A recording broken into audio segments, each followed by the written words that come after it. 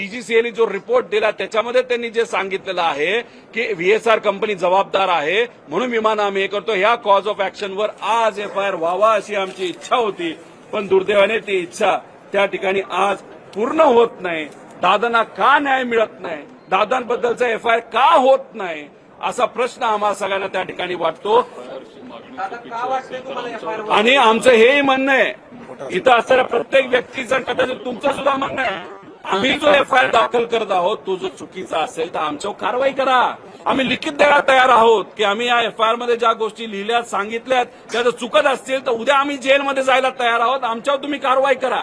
पण नाही, यांना ते ऐकायचं नाही.